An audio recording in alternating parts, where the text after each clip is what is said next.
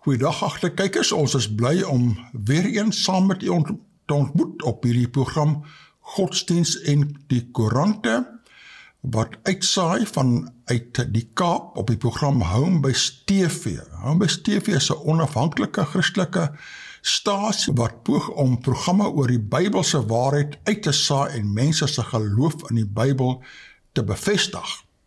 Nou, jy kan hierdie op verskillende maniere opvang. Jy kan dit opvang deur middel van so 'n dekodeerder, dan kry jy sommer 'n klomp ander stasies saam. Jy kan dan kry Kruiskyk TV, God TV, Amazing Discoveries van Professor Walter Fife en 'n klomp ander programme. Of jy kan dit kry deur middel van streaming. Streaming, jy tik dit in op die rekenaar homebasetv.org en dan druk jy op TV en daar is die streaming. Nou, voor ek vergeet, ons het hier so by ons, baie welkom hierso. Hallo dokter, 'n voorreg om hier te wees. Ja, Werner IJsselen. So 'n mooi oorspronklike regte Duitse van. Net so. Jy van die IJsselen sendlinge wat oorspronklik gekom het as deel van die Berlynse sendinggenootskap in baie jare gelede.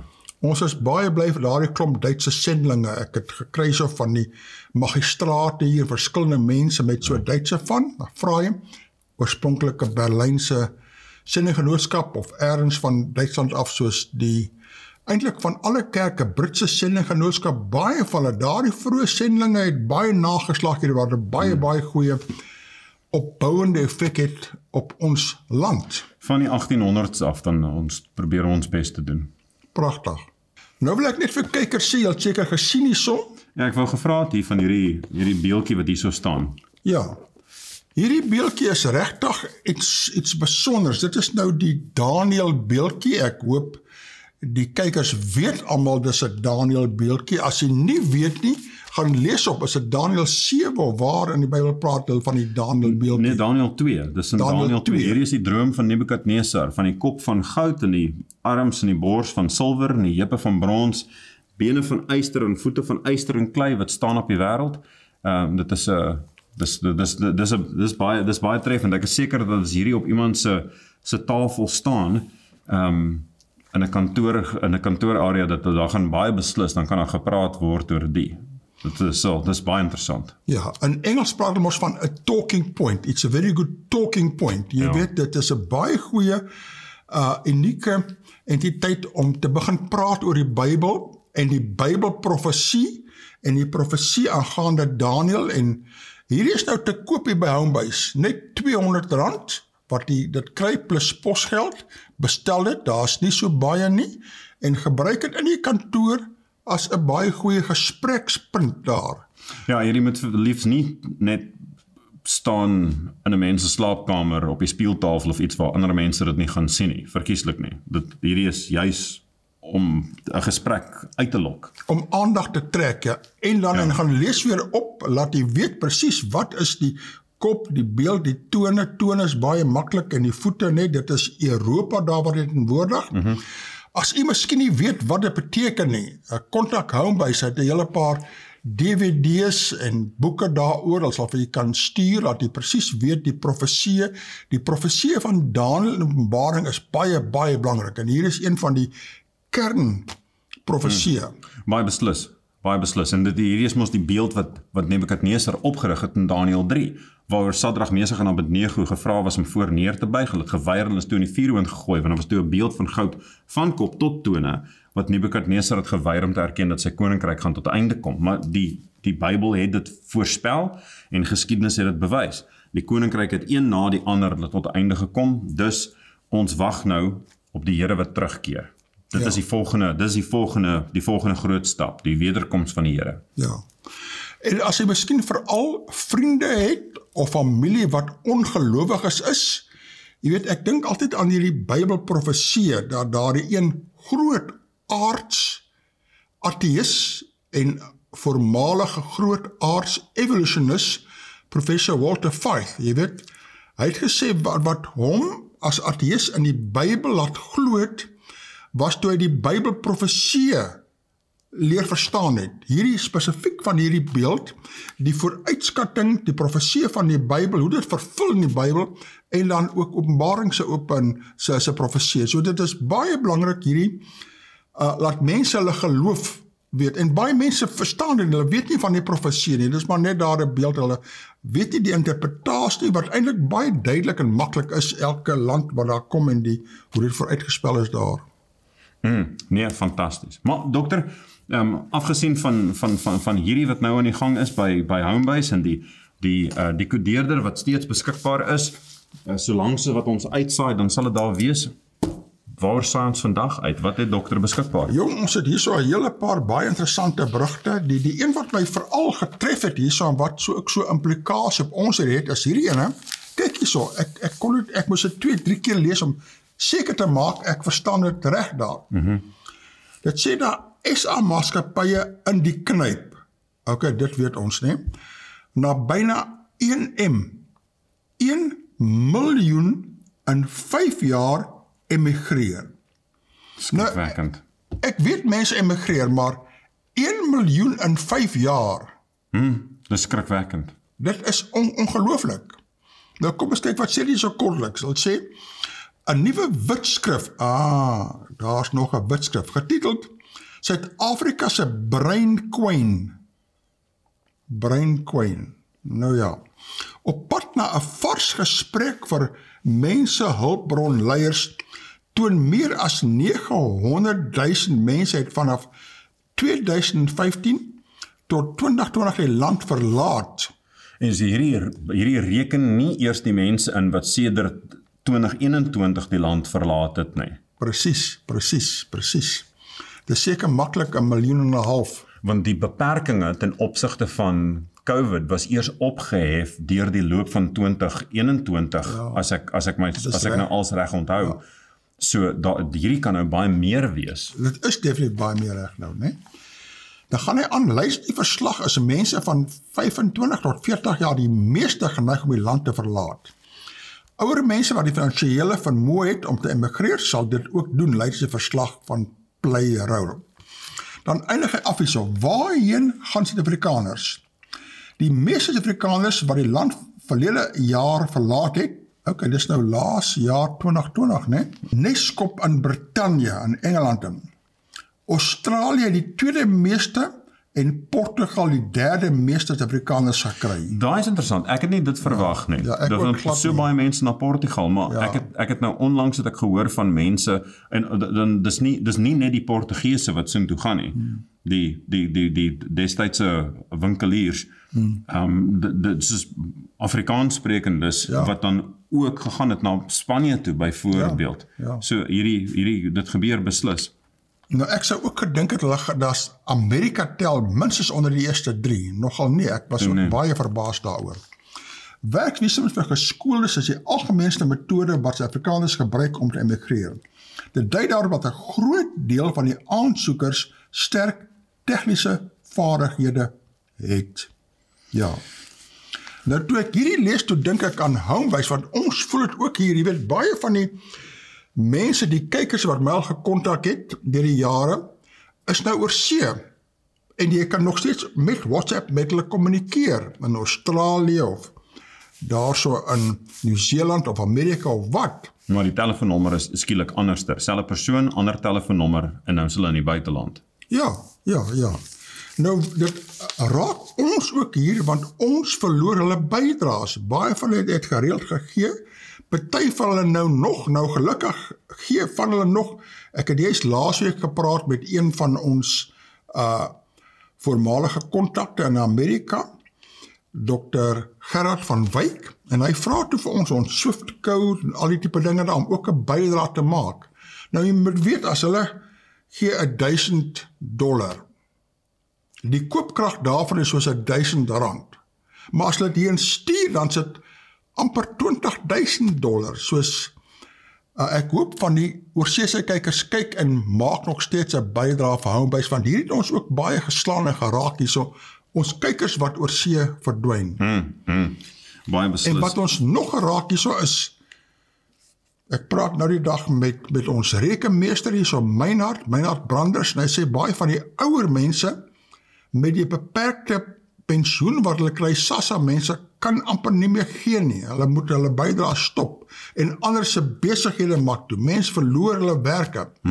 Soos vir die wat nog kan gee, sê dankie vir die Here dat hy nog 'n inkomste het en nog kan gee. Ons sê vir jy baie dankie, maar ons moet ander kry wat die plek neem van diegene wat die land verlaat, wat nie meer kan nie. Ons maak staat op die bydraes, ons kry nie geld van 'n ander organisasie nie, ons is afhanklik van ons kykers. Ons sê vir u byvoorbeeld dank vir u gereelde ondersteuning. Baie beslis, en ook vir ons, soos wat u kan sien, is dat ons kan opneem en ons het krag beskikbaar, alles die land word het gekniehalter deur beurtkrag. Ons het te dank aan skenkings en die genade van die Here, dan daar is elektrisiteit hier beskikbaar, bitter dankbaar.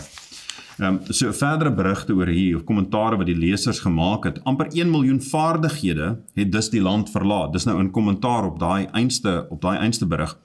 En sê, kan mense hulle kwaadlik neem met hierdie regering? Iemand anders vra, niemand kan hulle blameer nie, daar's niks hieroor van die jong mense nie, dis hartseer, hulle probeer 'n beter lewe vir hulle self skep. En so gaan die kommentare voort. Iemand voeg by, ek voltooi oor 'n paar maande my mediese spesialis opleiding en ons verlaat die land die einde van die jaar. Die rede, daar's nie poste hier beskikbaar in my veld nie. Eerste wêreldlande verwelkom ons met oop arms. En dan is daar iemand anders wat 'n kommentaar maak. Jy sal verbaas wees hoeveel weer terugkeer. En net in tong en die kies, nog 'n kommentaar sê, gelukkig hoef die laaste ou wat verkas nie die ligte af te skakel nie. Eskom doen dit sommer vir hom. Ja. Maar daai grappie van sal die laaste persoon om die land te verlaat asseblief net die ligte afskakel. Daai grappie is al lank wat dit vertel word. En ek dink ons moet net ons wil nie op 'n neerslagtige noot die program afskop nie. Ons herinner onsself daaraan is dat ons het 'n groot wonderlike magtige Here. Ons het nou net daai Daniël beeld op ons op die tafel gehad wat sê dat daar 'n nuwe koninkryk wat kom. Die Here keer terug, 'n nuwe hemel, nuwe aarde. Ons heil is nie te vinde in 'n eerste wêreldland nie. Dis nie daar nie. Ons heil is te vinde in die Here. Ja. Nou om daarbey aan te pas wat my ook baie interessant was, kyk hierso. Hulle praat nou van daardie mense wat die land sou verlaat, nee. Immigrating South Africans paying up to R100,000 to relocate fur babies. Nou daar praat hulle van hulle diere, honde, katte ensovoorts, né?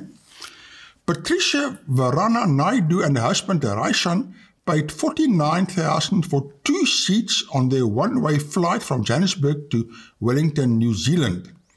The English bulldog George was charged a whopping $60,000 for his flight. Dit was mense, né? That excluded an additional $51,000 for George's rabies test, a rabies declaration, an import permit application, a crate to transport him in boarding and blood work, bringing the in total to $111,000. Jukkel. Ongelooflik. Nou die vraag wat by my opgekom het, né? Wat is die waarde van 'n hond? Hoekom nie maar aan die ander kant 'n ander hond koop nie, of 'n ander kat koop nie? Wat is die hele idee daar? Emosionele belegging. Dis hoe meer mens emosioneel betrokke is saam met 'n mens, dan hoe meer deurwrog is 'n gedeelde geskiedenis. En dis dieselfde met 'n dier. Dis nie dieselfde as met 'n mens nie, maar daai wederwysige omgee. Dis daar, jy kan jou verstaan van wie jy is, kan jy nie losmaak van hierdie mens nie, en wie jy is, kan jy nie losmaak van hierdie dier nie. Kyk hierso, hierdie persoon sê so, Megan Savidis, who relocated to Hartford in the UK in January, said taking her 2 small dogs was 100% non-negotiable. En ek gaan net 'n kommentaar lewer oor hierdie ding, is dat ek ken vir mense wat werk vir trekmaatskappye, en ek ken vir mense wat werk vir die maatskappye wat spesifiek hierdie ding doen om diere te trek, en hulle sê dat hulle baie besigheid.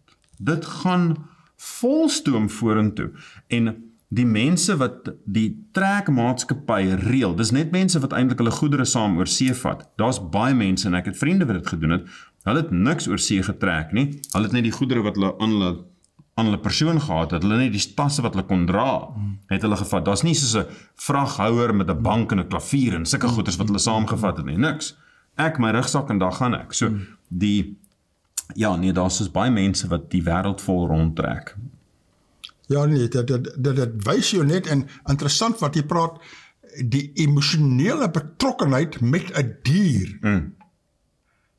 Ek het 'n wolfhond, en dit is geweldig, die hond kyk vir jou, verstaan jou, jy verstaan die hond, die emosionele betrokkenheid.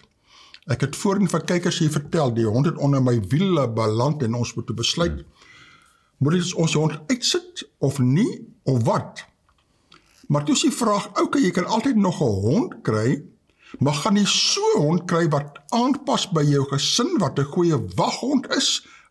Jy gaan weet, nie daai hond weer kry nie, dis die ding. Dis soos om te sê vir iemand wat nou net uitgemaak het met 'n ouetjie en 'n meisie wat met mekaar uitgemaak het. Nee, daar's baie vis in die see. Ja. Baie vis in die see. Is like, ja, maar daai is my vis. Waar's my vis? Jy was emosioneel betrokke gewees en daardie kyk van die hond en die kyk van dinge. Ja. So mense moet versigtig wees waarmee ons emosioneel betrokke raak. Maar waarmee is ons, waar belê ons hart?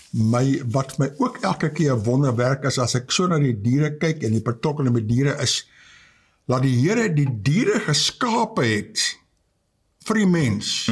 Maar hier is 'n voorbeeld van dit in hierdie berig. Pitbull hired to sniff out copper during police raids.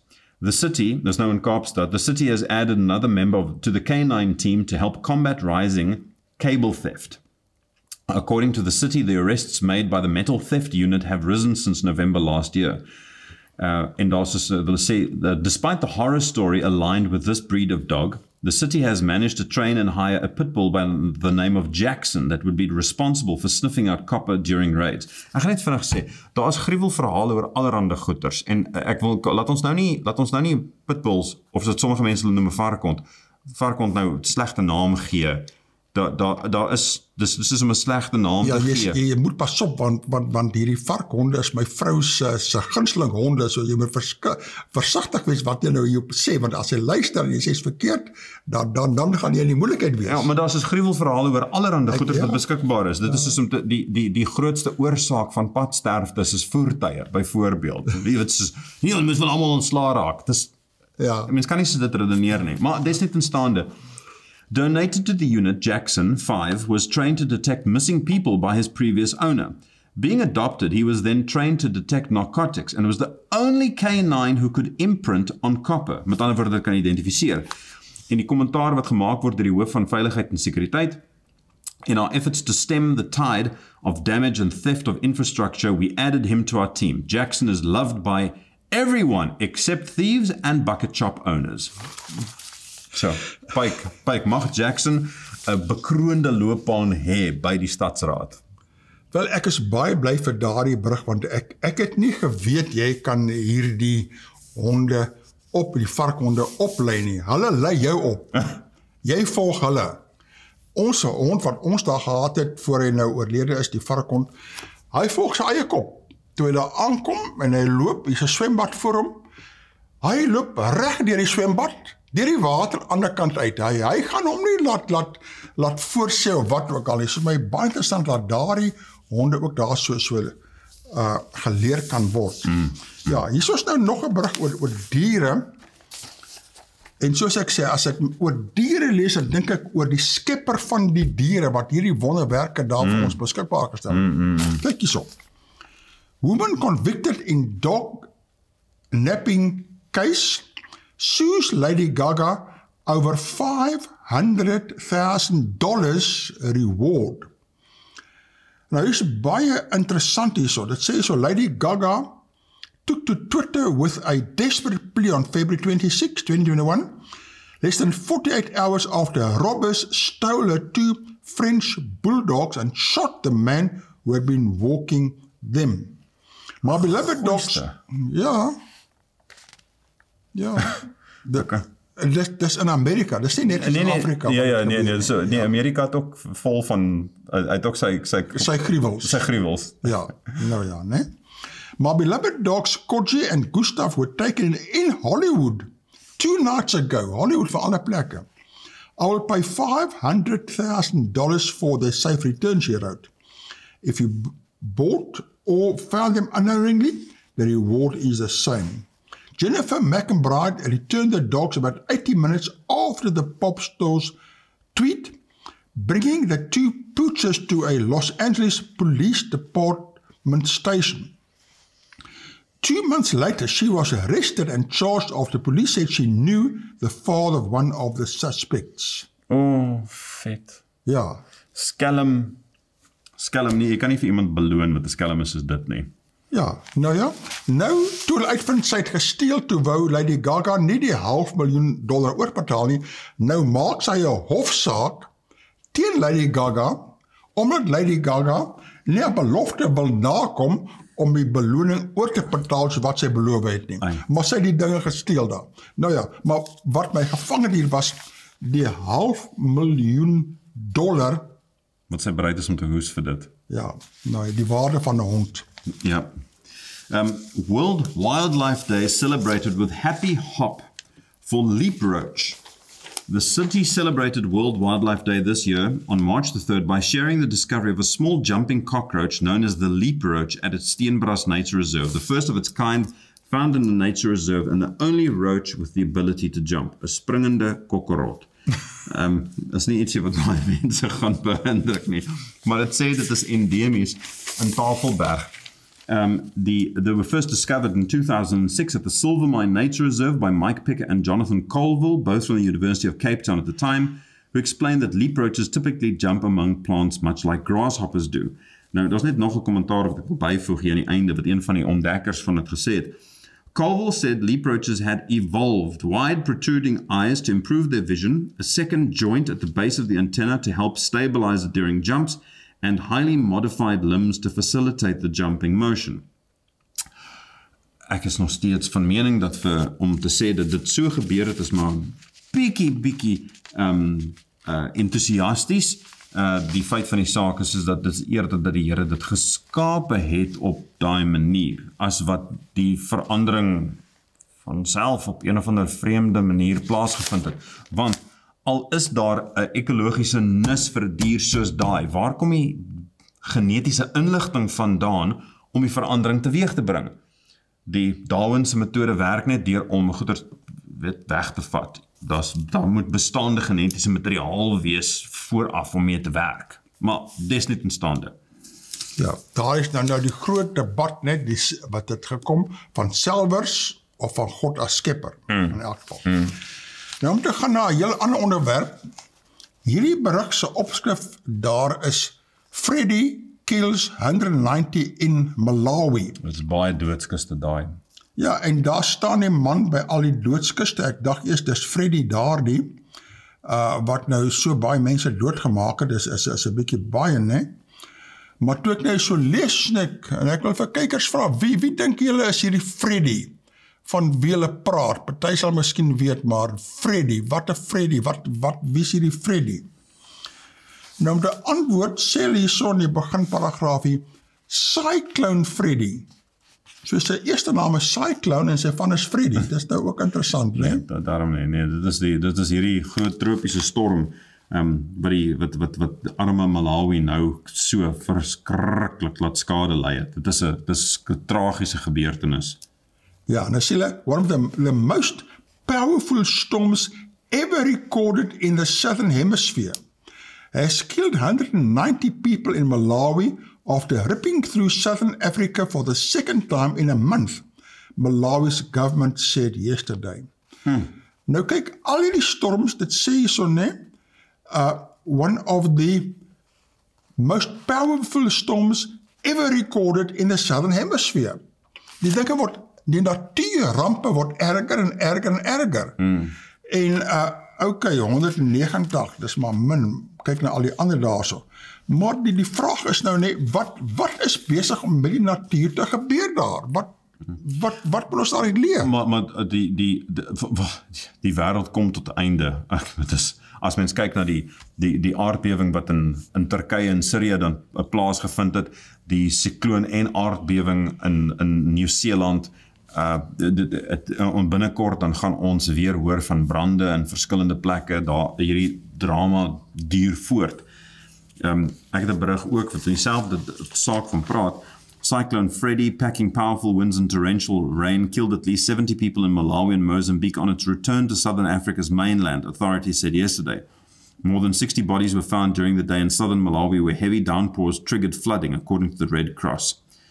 The Mozambique National Institute for Disaster Management said that the fallout from the storm's second landfall in the country was worse than expected. The number of affected people was above the forecast, adding that the storm also struck areas that had been deemed safe. Freddy, a major cyclone on track to become the longest lasting on record, barreled through southern Africa at the weekend for the second time within a few weeks, making a comeback after first hit in late February. Hierdie is 'n tragiese ding wat gebeur het. Kijk, weer eens, the longest lasting on record. Ja. Alles is the longest, the biggest, the worst ensovoorts.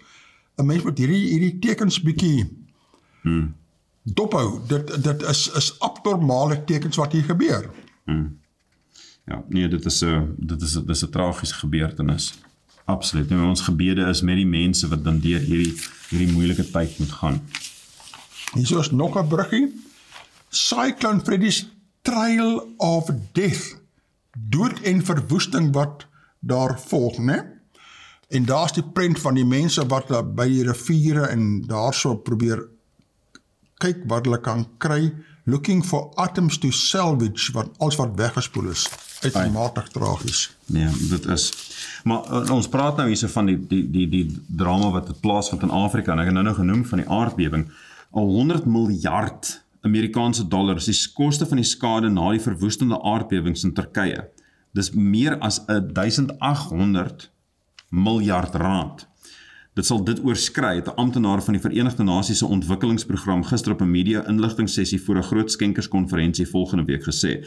Meer as 52.000 mense is in Turkye en Sirië weens die aardbewings op 6 Februarie dood, met baie wat in hulle slaap onder die puin begrawe is. En ek onthou nog is dat ek het 'n boodskap gebring op hierdie stasie kort na die aardbewing, en toe het ek nog melding gemaak van 7.000 mense wat oorlede is. En dit is lagwekkend dat ek so optimisties is om te dink dat dit sou gebly het by dit wat in die eerste berigte was. En dit nou geklim daarna oor die 50.000 mense. En die hartseer ding is dat die enkele sterfte is 'n tragedie en 1 miljoen sterftes is 'n statistiek. En dis nou die probleem. Maar daar is soos wat ons in Malawi, 190 mense is dood, 190 geliefdes is dood, en hier dan se 52.000. Die wêreld is in 'n moeilike posisie. Ek onthou dit nog baie goed, want jy het gelees in die koerant, 190 mense is dood, volgende dag lees jy 1000, volgende dag lees jy 2000, en so gaan hulle op in 7000 en 9000, en dan 13.000, en dan 19.000, en jy weet nie meer, en dit word net meer en meer, maar dit is abnormale gebeurtenisse hierdie. Dit is wat 'n mens moet besef. Verskriklik. Hier is nou 'n klein beriggie, en hier het my eintlik half getref, want hier het gebeur waar baie van ons kykers is. Kyk hierso. Farmers pick up pieces of the devastating hailstorm. Devastated farmers whose crops were destroyed in a massive hailstorm that wreaked havoc in Langkloof, a small village in the northeast of George, on Sunday, said they are slowly picking up the pieces. The storm, which affected several areas, including the entire valley from Avontuur and Uniondale to Hubertina and Krakeel, is suspected to have caused the most damage around Misgunt. Damages so far have been estimated to be around 60 million. Ja. Dan gaan hulle aan. There's been a lot of damage. The hail was mostly in Haarlem and Misgunt, in areas where the fruit was not covered by nets.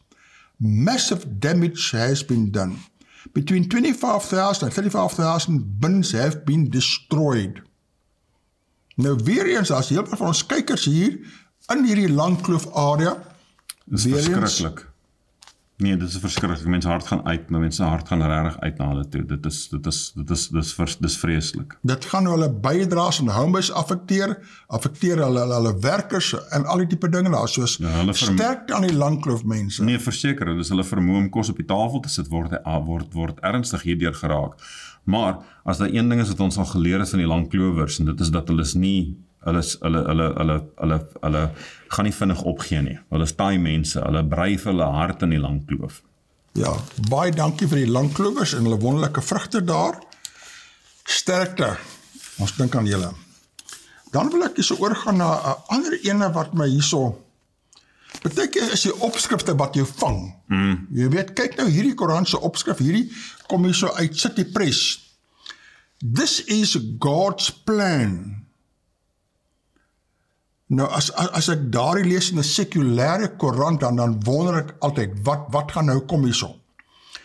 Dit sê so, after this dramatic election, as Tswane's mayor this week, Morunwa Makwarela opens up about how he landed the top job despite major opposition. Nou praat is hier so 'n bietjie eerste deel van al die konflik met al die partye en so voort. Dit sê so, but the DA-led coalition, which ran the city before then, was unhappy about Makwarela taking over because it felt that Cope had betrayed the coalition partners. En so stem hulle een uit en 'n ander ou uit, een ou in, een ou uit en so gaan aan. Maar wat my getref het is wat later hier gekom het, waar hy oor homself praat. Nou sê, Makwarela, an ordained bishop of the Righteousness of God Ministries. Jy al ooit van so kerk gehoor? Nee, maar Enias Leganjane, as ek sy naam reg onthou, was gedoop deur P.L. Leroux, die stigter van die Sionskerk in die vroeë 1900s. 1903, ek dink dat hulle dit begin, en toe kort na dit, toe kom John G. Lake en Thomas Hesmelhag van Amerika met wat daai stadium is die AFM, Apostolic Faith Mission, die AGS, kom hulle Suid-Afrika toe, en hulle stig toe die AGS Suid-Afrika, en die Sionskerk was toe ingeneem in dit, en dis die ontstaan van die AGS. In dieselfde tyd dan onder van Enias Leganjane was al die Sionskerke wat begin loop het, en daar is nie net die ZCC nie, maar daar is duisende verskillende weergawes van dit, en hierdie is waarskynlik een van daai. Daar's duisende van sulke Pinksterstyl kerke binne die noorde van die land. Onafhanklike kerk. Onafhanklike, ja. Dan sê, he did not care about the partnership because he realized then that his party had been kicked out of the coalition government. He said he believed Jesus Christ had his back because he had already told me about my future and my path. He said back in 2017, while he was asleep, he had had an interaction with God that had come in the form of a dream. After that, his life changed. He said he strongly believed in God, but he had been running away from the responsibility of serving him on center stage. For a long time, he had only been happy to be the assistant pastor in church. Makwarela accepted the responsibilities after he was advised by another pastor to start his own church. Daar het my daar getref. Nou eindige af en so, hy sê, I believe God had a plan for me because one day I had a terrible accident riding at more than 100 kilometers, but I was hardly bruised. Maar hierdie ding, as jy tot bekering kom, voel jy nou, jy moet jou eie kerk begin daar. As mense sê, begin jou eie kerk. Dis soos jou eie besigheid begin. Elke moet sy eie besigheid begin jou eie kerk. Wat se boodskap daar dit vir jou hoor? Daar is nie 'n model wat ons sien in die Nuwe Testament van die apostels, dat hulle elkeen hulle onafhanklik hulle eie ding gedoen het. Hulle eie kerk gaan stig by elke dorp nie. Nee, in Handelinge 15, dan praat dit van die konsilie in Jerusalem, wat hulle bymekaar gekom het, hulle het saamgestem oor hoe goeders gaan werk, en Petrus en Paulus was albei daar, en Johannes en Jakobus, en hulle het saamgestem van hoe goed gaan werk, en wie gaan uitgestuur word vir sendelinge, en daar gaan dit. En dis een boodskap, een beweging, so die gedagte dat iemand net op sy eie kan sê, ek gaan nou hierdie ding gaan doen, dan gaan ek. En my eie kerk stig. Ek weet nie, en my eie inkomste. Ja, en al die tiendes vat. Waartoe gaan die tiendes? Ek is onseker van al die goeders, maar wat wel, die feit dat hy sê dat hy is 'n geordende biskop van hierdie kerk wat hy self gestig het, ek weet nie waar die gesag vandaan kom van dit nie, maar ek gaan hierdie wel sê, as hy sê dat hy het 'n droom gehad van die Here praat met mense deur drome, dit is so, en dit is so ook dat ons moet 'n ding beoordeel op grond van die vrug wat dit dra. So ek bid dat hierdie man dit wat hy van praat is eg en dit is opreg, en dat hy werklik waar gelei sal word deur die Here om te doen wat reg is. Mag hy goeie vrug dra. As hy nie goeie vrug dra nie, dan sal ander vrae wat gevra moet word. Maar dit is een ding om te praat, maar dit is ietsie heeltemal anders om eintlik iemand anders kom na die tyd en oordeel dit. Ja. Hier is 'n saakie wat ook mense kan oordeel. En die artikel hier is oor 'n man met die naam van Robot Boy. En hy sê, dit sê die berig lui, his name is Robot Boy and this is because he believed he was programmed by God to be an ocean of talents. It's like you can press a button that changes function, sê hy self. So if I'm the MC, for me to dance or dabble in voiceovers or for me to rap, maybe I need to act or sing, so that's why the name, because I'm programmed by God, fueled by the blood and controlled by the Holy Spirit. Nou vir 'n persoon, hierdie gaan ek wel sê, vir 'n persoon wat sy liedjie gaan oor sy naam van sy liedjie is salary, dan gaan oor om geld te maak.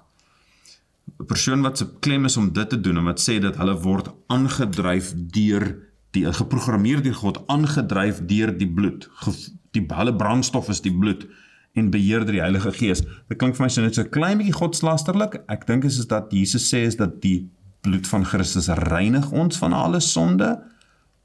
Dis reiniging wat die werk daarvan is. Dit is nie vir ons om ons eie werk te gaan doen nie, maar mag dit so wees dat hy ook 'n ontmoeting het met die Here en dat dit 'n opregte bekering is wat hy ervaar, en mag hy die Here verheerlik, nie homself nie. Jy weet, dit bekommer my partykeer, dit is baie belangrik om 'n korrekte perspektief te hê van godsdiens en die basiese Bybelboodskappe reg te verstaan. Wat is bekering? Wat is 'n ommekeer? Wat is toewyding? Wat is die werk van die Heilige Gees? Al daai tipe dinge.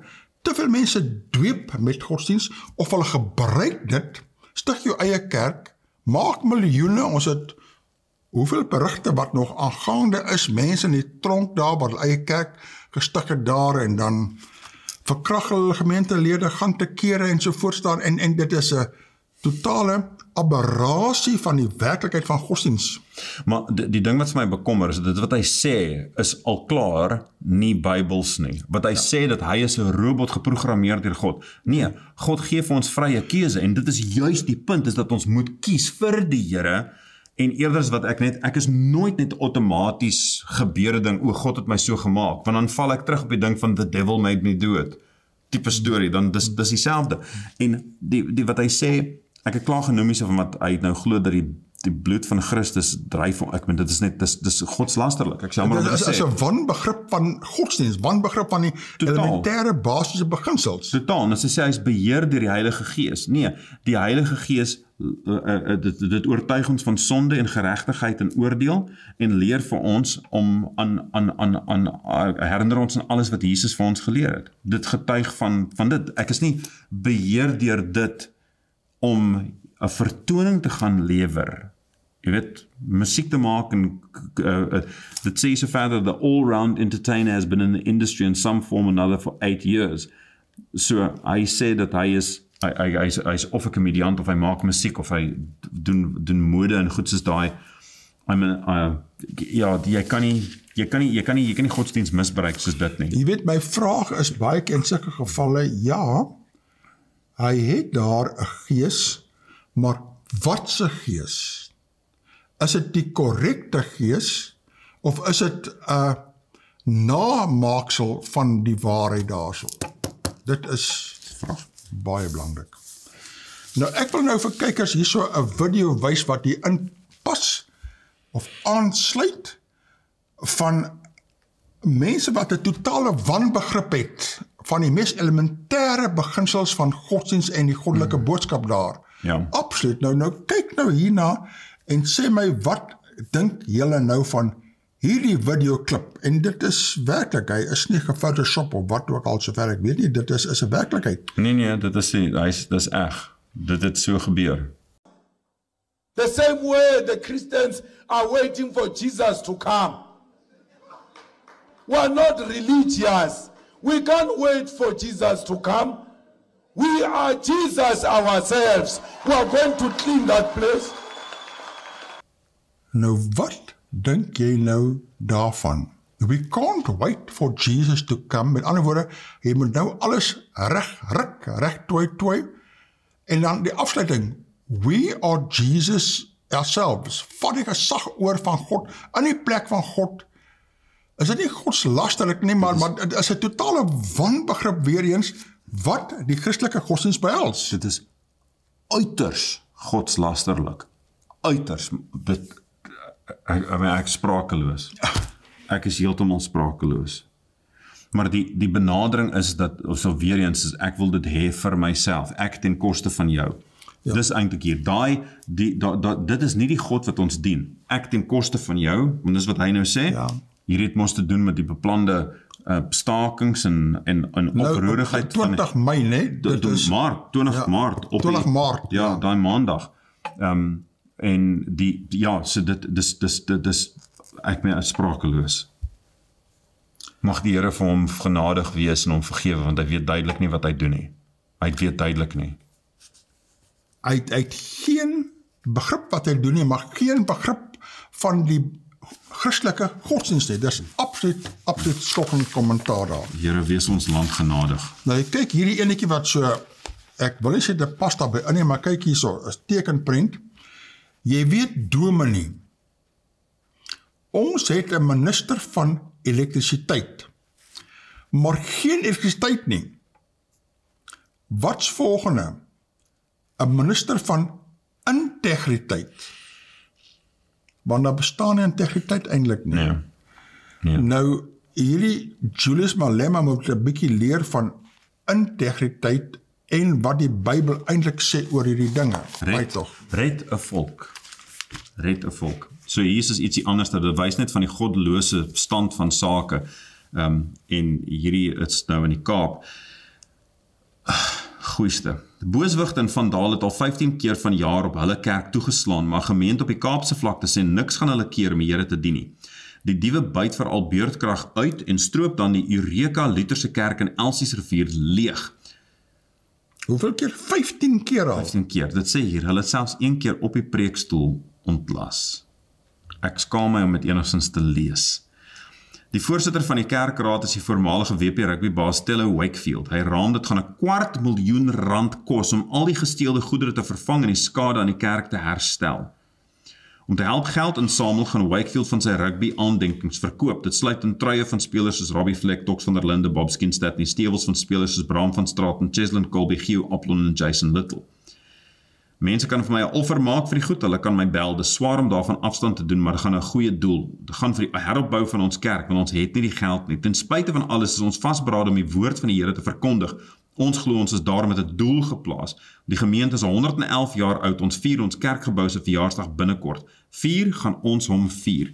Nou, dit wys op die prentjie hier, waar pastoor Maak Lykie beduie, waar die inbrekers deur die dak ingekom het, en dan kap hulle daar 'n gat deur die dak om by 'n kandelaar uit te kom.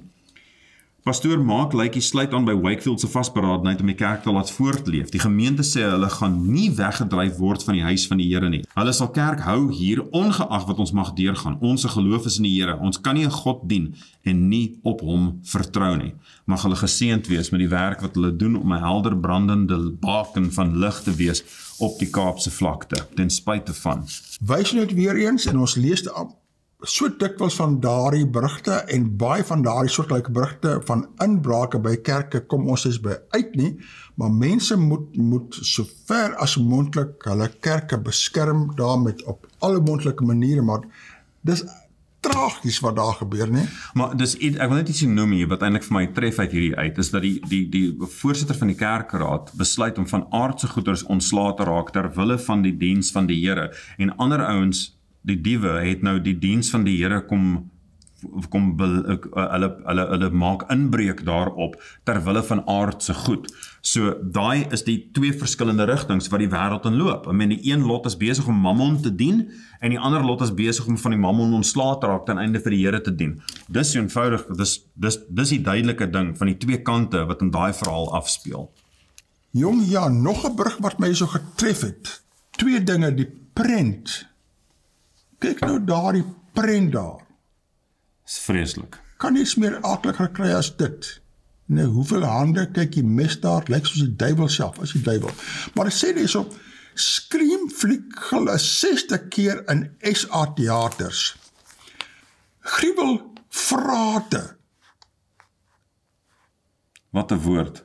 Dis nou 'n nuwe woord vir my daardie. Maar dis ek is baie dankbaar vir die Afrikaanse skrywers wat met goeie woorde na vore kom. Dis eerste klas, dis mooi.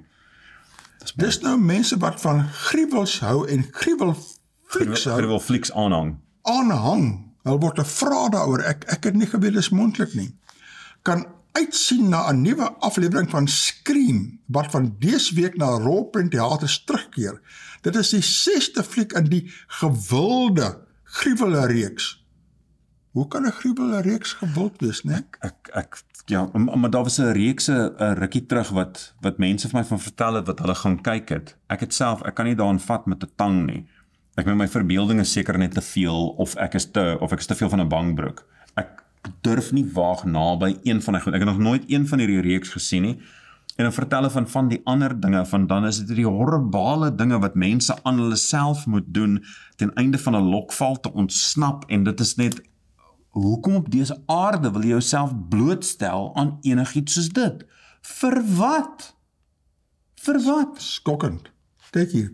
Scream 6 hervat kort na die gebeur in verlede jaar se herbekendstelling van die reeks wat in 1996 uitgereik is, en die rolprentmakers beloof dit is nog meer vreesaanjaend.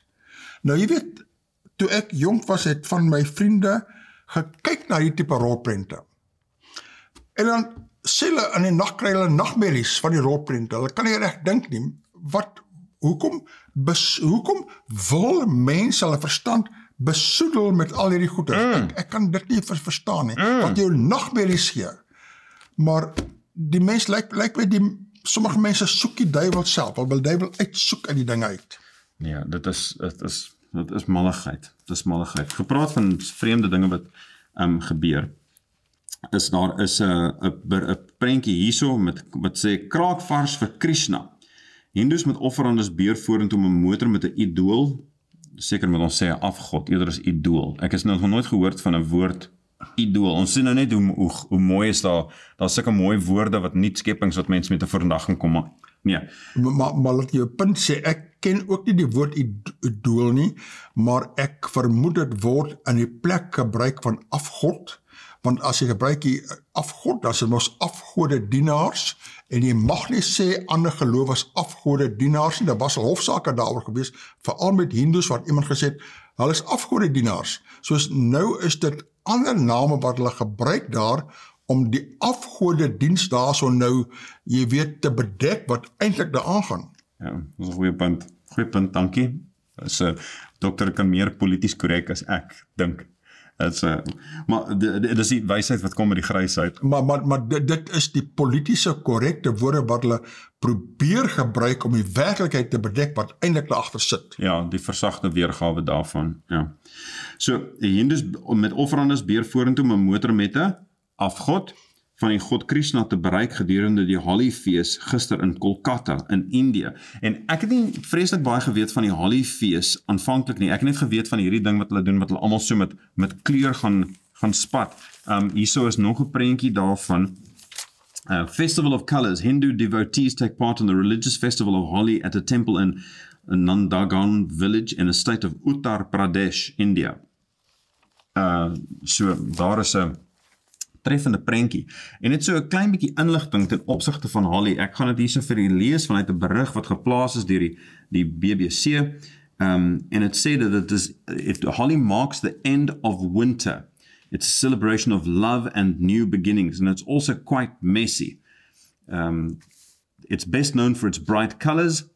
People gather in crowds to pelt each other with perfumed colored powder called gulal. They'll also use water pistols and water balloons to make the powder stick. Each color has a special meaning. There's no one sure story behind the color throwing. The god Krishna is sometimes said to have thrown colored water at people when he was a boy, for example. And then said it's inspired by a prince's story. There are different origin stories, but according to one, Prince Prahlada insisted on worshipping the god Vishnu instead of his father, the demon king Hiranyakashipu. The king asked Prahlada's aunt Holika to kill the boy in a bonfire, but with Vishnu's help, the flames killed her instead. It's thought the festival's name, Holi, is taken from hers. This is a time when to celebrate the beauty of color that God has put into the world. And listed also God met 'n klein letter. It's a day where children are free to break rules and get messy without worrying about being told off. So dis nou 'n wêreldwye fees wat plaasvind vir baie mense, en dit is my interessant dat baie mense wat nie enigstens iets te doen het met Hindoeïsme, neem ook deel daaraan. Daar's 'n color run wat gereeld gehou word, en mense word aangemoedig om wit klere te dra, en dan verf almal vir mekaar met die goeders. Maar die bron daarvan is 'n fees wat niks te doen het met Christendom nie, en die ander gedeelte, dit is 'n fees wat weer beklemtoon, breek die reëls soveel soos wat jy wil, en nou het jy tyd van vry. Dis dieselfde soos die Romeinse fees van Saturnalia, wat die 2 weke voor die sonstilstand in die winter, die wintersonstilstand in die noordelike halfrond, vir daai 2 weke, dan is dit ook beklemtoon in die Romeinse tyd. Jy kan doen net wat jy wil, en niemand gaan enigstens gestraf hoef te word nie. Jy weet wat my laat dink het, alle godsdienste het sekere rituele, sekere gebruike. Kyk, die Christelike godsdiens, as jy teruggaan na die Joodse godsdiens, het hulle die pas gehad, hulle die lam geoffer, maar hy het baie spesifieke betekenisse gehad. In die Nuwe Testament, die doop, die bekeringsdoop is ingestelde, baie spesifieke betekenisse. Maar as jy kyk na hierdie tipe rituele, dit lyk my een die mekaar spul, daar's wanorde, en wat jy daar lees is vir my nog meer, ek wil amper sê nog meer sinneloos, as wat jy kan kry, hierdie ou en daardie ou, en hulle val aan en sovoort, daar's 'n probleem daar, dit is eintlik 'n afgodediens, 'n namaaksel van ware godsdiens en afgodediens, en te veel van die godsdienste is daar sulke tipe dinge, gaan die mense se oë oop, is die mense soekende, gelukkig is van daardie mense soekende, hulle word Christene, hulle kom tot bekering, hulle sien die ware God, hulle ken die skepper God daar so, maar laat mense nog in hierdie eeu vandag, party soos jy sê, gaan neem deel daarin vir die sport, is 'n lekker sports, gooi klere gaan te kere, maar in hierdie eeu laat jy nou nog aan werklike godsdiens, afgodediens kan dan behoort. Ek weet nie so mooi. Ek het 'n kollega wat die Hindoe, sy het in die Hindoe huis groot geword, en sy het Hindoeïsme het sy beoefen, en sy het op 'n stadium een van die ander feeste van Hindoeïsme het sy verduidelik, en die ding se naam is Diwali. En wat dokter nou gesê het, daar's 'n bietjie van 'n deurmekaarspel van die oorsprong van die goeters. Dit was ook my indruk, en dit wat sy gesê het, is dat vir Diwali byvoorbeeld is dat hulle vir hulle, ek gee die kort weergawe, vir een van hulle gode, die hierdie god het verdwaal, en hulle het kerse aangesteek om toe te laat dat hy huis toe kan kom. En wat se God is dit? Hoor jy wat jy sê? Mense moet vir hulle God kers aansteek, laat die God dan weet waar om te gaan. Maar hierdie kom nou terug hierso op daai emosionele verbintenis wat ons nou van gepraat het, is dat sy is 'n baie intelligente persoon, hoogs intelligente mens.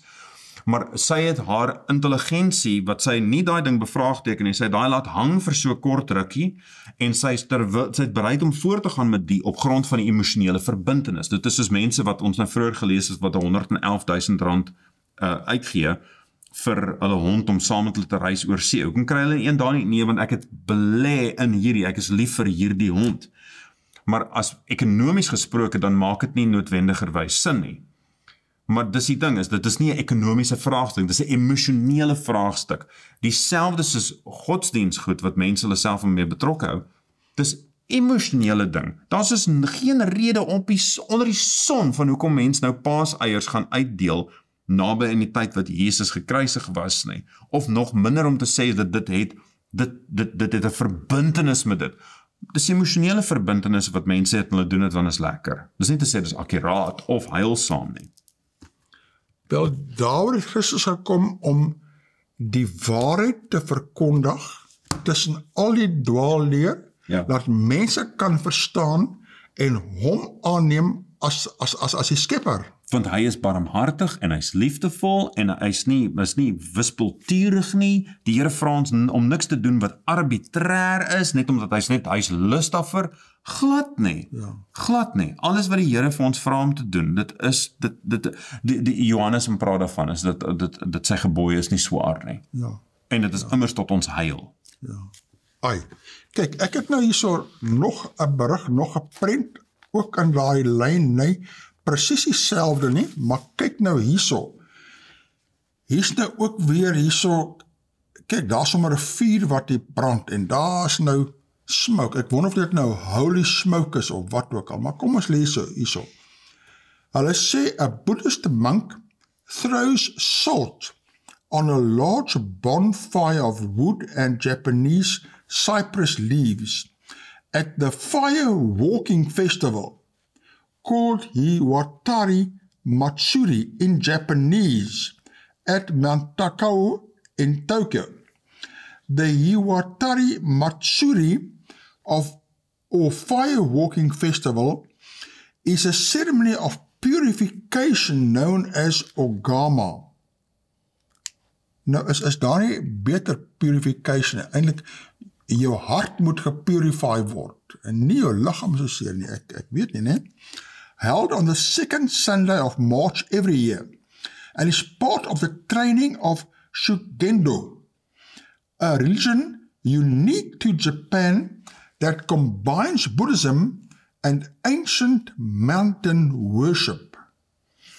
Die wyse van hoe reiniging verstaan word vir amper alle godsdienste, is dat daar is 'n priester wat aangestel word, en hierdie priester dra genade oor, met een of ander fisiese ding, as, sout, water, wierook, wat het ook al mag wees. Die priester bewerk genade deur middel van die en reiniging met dit. Maar dit is net 'n uiterlike ding. Dit is 'n nabootsing van wat Jesus vir ons bied. Jesus se bloed het werklik gevloei vir ons, en dit bewerk 'n verandering binnekant. Maar ek wil net vinnig 'n video vir ons wys, gepraat hier juis oor 'n vuurloopfees. En hierdie is ietsie wat taamlik, wat onverwags is. Ek gaan net vinnig ietsie sê hierso van die ding van vuurloop. So nou is hierdie heidense fees van die vuurloop wat in Japan is, en dan elders, wat kom uit die ooste uit. Daai is ietsie wat eintlik skreiend is. En dit is 'n spanbou, dit word 'n spanbou aangebied. Motiveringsbijeenkoms. So wat hy nou daar sê, jy stap oor en sê, yes, as ek dit kan doen, dan kan ek enigiets doen. Maar hier is ietsie wat uit die woord uitkom. Dankie tog. Wat vir my net tref omtrent die eerste keer dat ek gehoor het van hierdie storie, ek kan nie onthou wat eers gekom het, of ek daarvan gehoor het, en of ek dit raak gelees het. Hierso, Spreuke 27, dan sê dit, kan iemand vuur in sy skoot dra, sonder dat sy klere verbrand?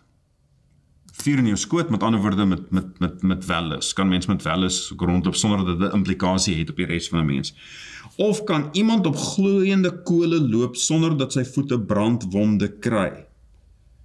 Dis 'n retoriese vraag, en hierdie stuk wat kom, uit die gedeelte van waar die Salomo skryf, die gebod is 'n lamp en die onderwysing 'n lig en teregwysinge van die tugge weg tot die lewe, om jou te bewaar vir die slegte vrou, vir die gevlei van 'n vreemde tong. Begeer haar skoonheid nie, ensovoorts, dan sê dit kan jy vuur in jou skoot dra sonder dat jou klere verbrand. Hierdie gaan jou vernietig. En daarna, kan iemand op gloeiende kole loop sonder sy voete brandwonde kry. Hierdie ding van op kole te gaan loop, dit maak 'n verspotting van die woord, dit dryf die spot met die Here, en dis demonies. Hoe anders is, dan moet 'n bonatuurlike ding wees wat betrokke is met die, wat jy toelaat dat iets anders oor jou besit neem, ten einde daai te kan doen, sonder skade. Ek weet ek maak nou 'n groot stelling deur om daai te sê, dat daar bonatuurlike invloed is. Ek's nie besig om te sê dat die persoon wat dit doen, is doelbewus, weet hy waarmee hy homself begewe nie. Maar die vyand is juis besig om die woord van die Here te ondergrawe, te ondermyn en skade aan te rig. Dit is die probleem. Maar dit is bonatuurlike gebeurtenisse en sulke dinge is daar verkeerde en valse bonatuurlike magte betrokke. Ja. En daardie bonatuurlike valse magte kom die kerke in op al hoe meer en meer maniere in elke hoek, want hulle wil die kerke infiltreer. Ja. En party mense se oë is te toe om dit te sien, dat hierdie is it's an evil spirit, Ja. wat hier betrokke is daar. Ja, maar daar's soveel van daai plekke wat daar's boosheid wat betrokke is, Absoluut. met die leuns wat vertel word, met die doel vir om dis die vyand wat spot met God. Ja. Dis wat dit is. En dit is met valse genesings, hierdie ding van die ou wat hy kan eintlik loop, maar hy kom in met 'n rolstoel en dan later dan pluk hy die rolstoel en waai dit rond bo sy kop en goed. Ons weet van sulke vervalsings wat plaasgevind het. Ja. Dis duiwels. Ja. Hierdie is net die misleiding wat ietsie soos wat plaasvind in is nog erger, want die probleem is mense stap uit daai geleentheid uit en dink, ek het nie God nodig nie, ek kan self op kole loop. Die Bybel sê daai God is wie het God nodig? Ja, presies. Die eie mag. Eie mag. Intussentyd, ons is niks sonder die Here. Ja. Niks. De kykers, ons tydjie is weer op, ons tyd is eintlik al verby al. Wees dankbaar u is 'n Christen. As u nie 'n Christen is nie, bestudeer die Christelike waarheid. Die Christelike boodskap is nie 'n afgodediens nie, is 'n diens van die ware God. Bestudeer die Bybel, bestudeer die profeseë, wees dankbaar, hou vas aan die geloof wat u het, laat u nie verval in daardie tipe dinge nie. Absoluut. Daarmee sê ons weer totsiens tot volgende week. Dankie, totsiens.